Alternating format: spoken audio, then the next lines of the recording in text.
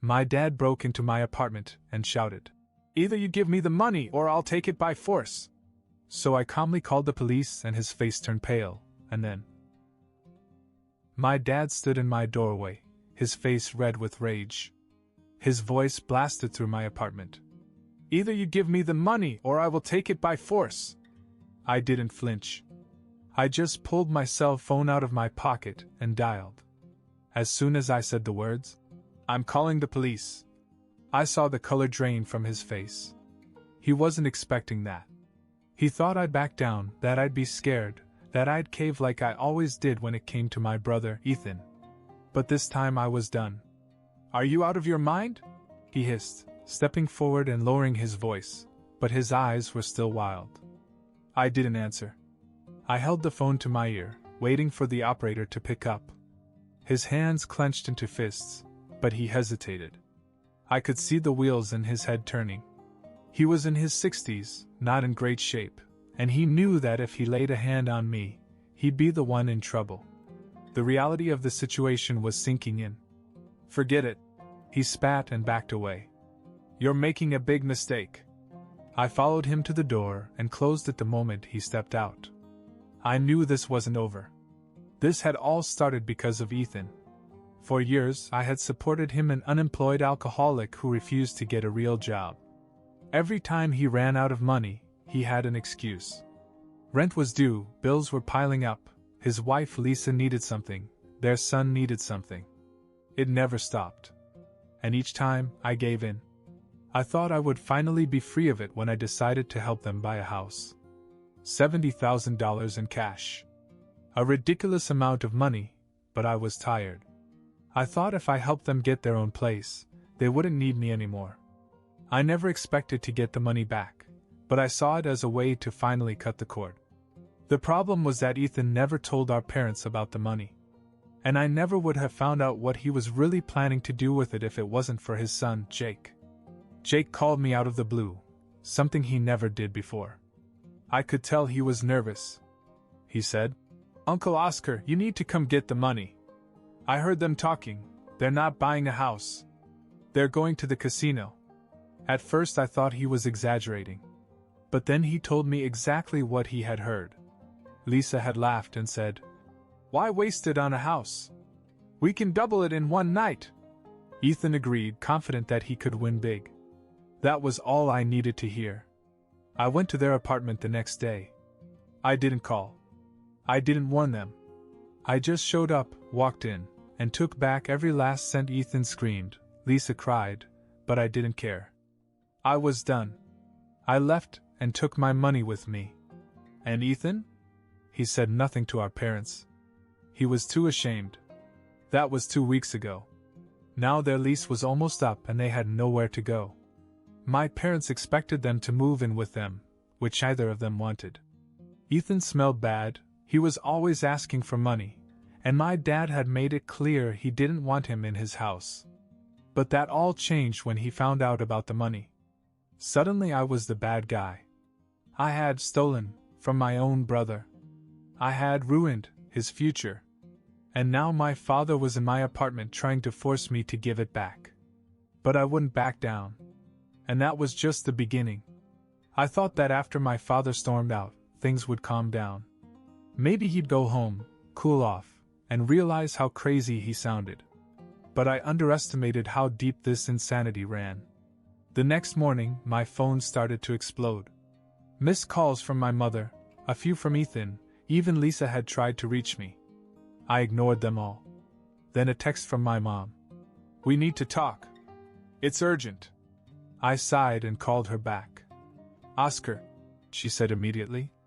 "What have you done?" I rubbed my forehead. "What are you talking about? Your father could have had a heart attack last night. He came home shaking and said you called the police on him." I rolled my eyes. "I didn't even finish dialing. He left before I had a chance." "That's not the point," she snapped. "You humiliated him." Oh, so that was the real point. My father didn't like being treated like a thug who broke into his own son's house. Before I could respond, she dropped the bombshell. "Ethan and Lisa are suing you." I almost laughed. For what? For stealing. They say you stole $70,000 from them. I froze. This was a whole new level of crazy. They never even told you about the money, I said. How are they going to explain where it came from? Lisa's uncle is a lawyer, she said. They say the money was a loan from him, that you broke in and stole it. I sat down. This was beyond stupid. But the problem was, I knew Ethan well enough to know he would go through with it. He was desperate. He didn't care how ridiculous the story was. I needed proof. And then I remembered Jake. I hung up on my mother mid-sentence and called my nephew. He picked up right away. Uncle Oscar, I tried to warn you, he said. I need you to tell me everything you heard, I said. Every detail. Jake hesitated. I don't know if I should. My dad's really pissed. He wants to sue me for stealing the money, I said. The money I gave him. Silence. Then, finally, Jake spoke. Okay. I'll tell you everything. And what he told me changed everything. Ethan and Lisa weren't just planning to take the money to the casino. They had already set up a system. A guy, a shady friend of Lisa's, was going to help them invest it. He claimed to have an inside connection that would guarantee a win. They were convinced they could turn $70,000 into $500,000 overnight. But there was more. Jake had overheard a conversation between Lisa and my dad. She had told him the plan. And he didn't stop her. He knew. And now that everything had fallen apart, he was trying to put the blame on me. I hung up and sat there for a long time. This wasn't just about Ethan anymore. My father was in on it. That explained why he came to my apartment foaming at the mouth. He wasn't just trying to defend Ethan. He was trying to protect himself. But now I had something he didn't know about. Jake. And I was going to use him. I wasn't going to let Ethan and Lisa drag me into some ridiculous lawsuit. And now that I knew my father had been involved in their casino scheme, I had even more reason to fight back. But I needed proof. I called Jake again. Would you be willing to say what you heard if this goes to trial? There was a long pause. I don't know, Uncle Oscar. If I do, they'll throw me out. This hit me harder than I expected. He still lived with them, depended on them. If he testified against his own parents, he'd have nowhere to go. I won't let that happen, I said. But you have to trust me. Can you meet me somewhere? Just to talk? He hesitated, but finally agreed. We picked a diner out of town where no one would see us. Jake looked nervous and kept looking over his shoulder. I told them I was meeting a friend, he said. You did the right thing by telling me, I said. But I need proof. He slid his cell phone across the table. I recorded them. I stared at him. You did what? He shrugged. I knew no one would believe me without proof. I played the recording. Lisa's voice was the first I heard. All we need is one good night. 70 grand turns into $500,000 and we're set for life. Ethan scoffed. Oscar won't find out. And if he does, who cares? What's he gonna do? Call the cops? Then my father's voice. Just don't be stupid. If you lose, it's on you. I'm not bailing you out. I stopped the recording. I had them. All of them. You just saved me, I said to Jake. But you also just put yourself in a dangerous situation. They can't know you gave this to me. He nodded. I just want out. I don't want to be around them anymore. That gave me an idea. How would you like to stay with me for a while? I asked. His eyes widened. You mean it? Yeah, I said. When this thing blows up, you're going to need a place to go. And I have a feeling things are going to get ugly. Jake agreed, and we made a plan. He'd pack a bag and come over the next night while his parents were out. But before that could happen, something unexpected threw everything into chaos. The next morning I woke up to another phone call from my mom. Her voice was shaking. Oscar, something happened. Ethan's in the hospital. I sat up. What? He was mugged last night. He's in bad shape. My stomach dropped. Ethan was an alcoholic, a mess, but he wasn't the type to get into fights. Jumped by who? I asked. We don't know, she said. Lisa said he went to meet someone, and when he came back, he was beaten up. They took his wallet, his phone, everything. Something about that didn't sit right with me. Where was he? She hesitated. Near the casino. Of course. I hung up and got dressed. I had a bad feeling. I went straight to the hospital. When I walked into Ethan's room, Lisa was already there, her eyes red from crying. My dad was standing in the corner with his arms crossed. Ethan's face looked like hell, his lip was swollen, and one eye was completely closed. Lisa saw me and her expression changed instantly. This is your fault, she snapped. I sighed. How is it my fault? If you had just given him the money back, he wouldn't have. She stopped herself. Wouldn't have what? I pressed. She looked away. And then it clicked. Ethan hadn't been mugged. He owed someone money. And they were coming to collect.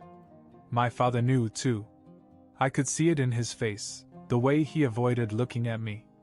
I turned to Ethan. Who did you owe? He mumbled something, but I couldn't make it out. Lisa grabbed my arm. You need to give it back, Oscar. These people. She lowered her voice. They're dangerous. I pulled my arm away. No. Her face twisted in anger. Then you might as well have put him in that hospital yourself. I didn't answer. I turned and walked out. When I reached the elevator, my phone buzzed. A text from Jake. Change of plans. I think they know I talked to you. I have to get out of here now. I was about to reply when another message popped up. This time it wasn't from Jake. It was from an unknown number. You have something that belongs to us. If you want your brother to live, you'll give it back. I stared at the text. You have something that belongs to us. If you want your brother to live, you'll give it back. My first instinct was that this was a bluff. But what if it wasn't? What if Ethan had really gotten mixed up with some dangerous people? I called Jake immediately. Where are you? I'm at a friend's house, he said. I left before they got home. But Uncle Oscar, something's wrong. My mom and dad are acting weird.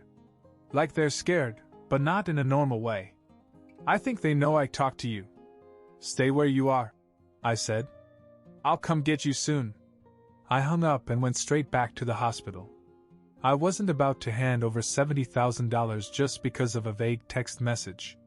If Ethan was really in danger, I needed to hear it from him. When I walked into his room, Lisa and my dad immediately stopped talking. Ethan was awake now, but he looked groggy. His face was puffy, but something about him seemed off. I pulled out my phone. I got a message, I said. Someone wants me to return the money if I want you to stay alive. Lisa's face contorted in fake shock. Oh my God, they really texted you? She was a bad liar. My dad shifted uncomfortably in the corner. I turned to Ethan. Who did this to you? He blinked slowly, then mumbled. I don't know, just some guys. Lisa jumped in. They said they were coming after all of us. You have to give them the money, Oscar. I crossed my arms. Who is they? Lisa opened her mouth, then shut it. My father looked away. And then it hit me. There was no they. This was a trap. I took a deep breath and looked straight at Ethan. Did you even get set up? Silence. Lisa spoke up quickly. Of course he did. Look at him. I ignored her. Ethan, tell me the truth. Did you owe someone money, or did you just stage this whole thing to scare me? He wouldn't meet my eyes. My father exhaled loudly. What does it matter? If people think he owes money, he's in danger. That confirmed it. I turned to Lisa. Did you send the text? She hesitated a second too long. No. I smiled. I never said it was from a number you knew. Her face went pale. There it was. It was all fake. The hospitalization. The dramatic threats. The mysterious text. They were trying to scare me into returning the money. You people are unbelievable, I said, shaking my head. Lisa's face turned red. You don't understand, Oscar. We needed that money. You were just going to waste it sitting in your account anyway. I laughed. Actually laughed. Do you hear yourself? I asked. You staged an entire attack just to trick me? That's pathetic. Ethan finally looked up. Oscar, please. No, I said. I'm done. Lisa panicked now. Wait. Just listen. I didn't. I turned and left the room. I blocked Lisa's number. Then my dad's. Then Ethan's. I called Jake. You still want to stay with me? Yes, he said immediately. I drove to pick him up, leaving my so-called family behind for good. And for the first time in my life, I felt free. I didn't go straight to pick up Jake. I needed a moment to take it all in. My own brother, my father, and Lisa had orchestrated the whole thing just to squeeze more money out of me. The worst part? They thought I was stupid enough to fall for it. I drove around for a while, letting the anger settle into something colder. Something final. This wasn't just another fight. This wasn't something we'd get over. This was it. I stopped at a gas station and checked my phone. 3 missed calls from my mom. A bunch of unread texts from Lisa, each one more desperate than the last. I ignored them all and called Jake. You ready? I asked. Yeah, he said. But Uncle Oscar, something's going on. My mom and dad just left the house in a hurry. They were arguing about you. My dad said something about one last shot. I tightened my grip on the wheel. Did they say where they were going? No, but they were angry. My mom kept saying you owe them a conversation. I sighed. I already knew where this was going. Sit tight, Jake. I'm coming to get you. By the time I got to Jake's, he was already outside with a backpack. Are you sure? I asked. He nodded. I can't do this anymore. They lie about everything. I don't want to turn into them. I respected that. He got in the car and we drove away. I was barely 5 minutes down the road when my mother called again. This time I answered. Where are you? She demanded. Driving. Where? I didn't answer. Oscar, your father's looking for you. Let him look, I said. I have nothing to tell him.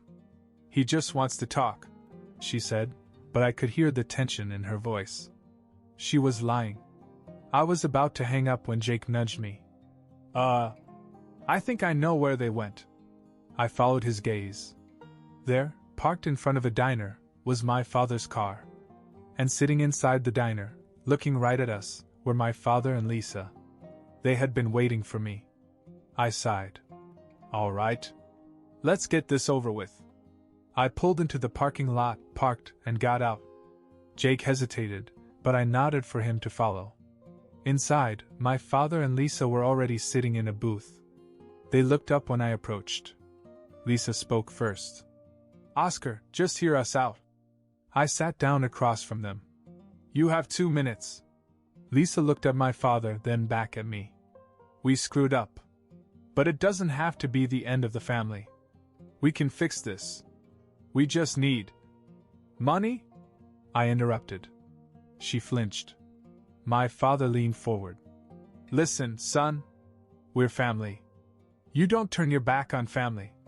Ethan made mistakes, but this isn't about Ethan, I said. This is about you. You knew what they were doing. You were part of it. And when it didn't work, you tried to intimidate me. That's not family. That's blackmail.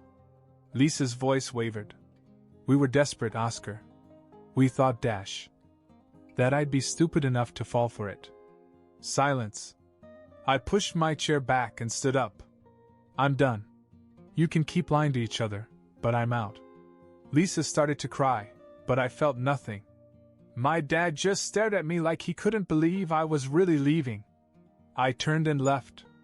Jake followed me out the door without looking back. As we drove away, he took a deep breath. So that's it? I nodded. Yeah, that's it. And for the first time in years, I felt free. Jake and I drove in silence for a while. I could tell that he was still processing everything. So was I. It's not easy to leave your family, even when it's the right thing to do. We stopped at a diner on the other side of town to get something to eat. I could feel the weight lifting off my shoulders, but there was still one loose end to tie up. Jake, I said, are you sure you want to stay with me? This is a big decision. He nodded immediately. I've never been more sure about anything. I don't want to go back to them. Ever. I believed him. But I had to make it official. I'll help you get a job, I said. And if you want to go to college or learn a trade, I'll support that too. But I'm not going to hand out money like I did with your dad. You have to work for what you want. I wouldn't expect anything less, he said. I smiled for the first time in days. But then my phone buzzed. I looked at it, expecting another desperate message from Lisa or my father. But it wasn't. It was from a number I didn't recognize. I have something that belongs to you. If you want it back, meet me in the park near 3rd Street. Alone. My stomach dropped. I think someone wants to rob you, Jake said, reading over my shoulder. Or they're bluffing. Jake frowned. What do you think they have? I had no idea. But I had a feeling I had to find out. I told Jake to stay put and drove to the park. The sun was setting and the place was almost empty. I parked the car and walked over to the benches. A man was waiting for me. Late 40s, scruffy beard, leather jacket. I didn't recognize him. Are you Oscar? He asked. Yes. Who are you? He grinned and pulled something out of his jacket. A small brown envelope. He tossed it on the bench between us. Your brother wanted me to keep this, he said. Told me if anything went wrong, you'd come looking for it. I stared at the envelope. What's in it? See for yourself. I opened it. Inside was a folded piece of paper. It was a receipt. From the casino. A cash withdrawal slip. $70,000. My mind raced. If this was real, it meant Ethan had already lost all that money. I looked up at the man. Why are you giving me this? Because your brother owes a lot of people, he said. And you're the only one left in the family with any money. I laughed. A deep, bitter laugh. Well, they'll have to get in line because I'm done paying for him. The man raised an eyebrow, then shrugged. Suit yourself. But don't say I didn't warn you. I took the receipt and walked out. Back at my place, I showed Jake the receipt. His face went pale. So you never planned on buying a house at all? No, I said. They took the money straight to the casino and lost it all. Jake shook his head. And they still tried to scam you after that? What was their plan? To keep lying until you gave them another 70 grand? Looks like it. He was silent for a moment. I don't know if I'll ever understand how they think. I sighed. You don't have to. Just don't end up like them. That night, I blocked every single number associated with them. My dad, my mom, Ethan, Lisa. I was done. For the first time in years, I wasn't going to spend another dime supporting people who only saw me as a bank. Jake and I started over. He got a job at a local auto body shop and started taking classes to become a technician. He was smart, hardworking. Everything his father wasn't. As for Ethan, Lisa, and my dad, I don't know what happened to them. I never looked back. And I never will. Update. Months passed. Life without Ethan, Lisa, and my dad was peaceful. Jake was doing well, he had a steady job, was saving money, and was even talking about moving into his own place soon. Then, out of nowhere, a strange thing happened. One day, Jake came home from work looking worried. You're not going to believe who showed up at work today, he said. I already had a bad feeling. Let me guess. Ethan? He shook his head. Lisa. That caught me off guard. Lisa? What did she want? Jake sighed. She acted like nothing ever happened. Just walked in casually, like we were long-lost friends. Asked how I was, said she missed me, blah blah blah. I frowned. And then what? Then she started talking about you. About how families should forgive each other, and how Ethan was struggling. And then dash. He scoffed. She tried to give me a letter to give to you. I laughed. Please tell me you didn't take it. He pulled an envelope from his pocket and tossed it on the table. I stared at it. Jake. Relax, he said. I didn't promise to give it to you. I just wanted to see what new scam they're up to. I sighed and picked it up. It wasn't even sealed. Lisa was so desperate that she didn't even try to hide what was inside. I pulled out the letter and began to read. Oscar, we need to talk. I know things ended badly, but Ethan is in a really bad place. He's made some mistakes, but he's still your brother. I'm asking you to meet with us just once. No tricks, no lies. Just a conversation. We're at the Sunset Motel, room 107. Please come. Lisa. I rolled my eyes and tossed them aside. Yeah, that's a hard no. Jake nodded. I figured. But I wanted you to see it. We didn't talk about it again. A few days later, I drove by the Sunset Motel out of curiosity. Room 107 had the shades open. Inside, sitting on the bed, looking miserable? Ethan. Next to him? My father. I shook my head and drove on. Whatever game they were playing, I wasn't interested. And I never heard from them again.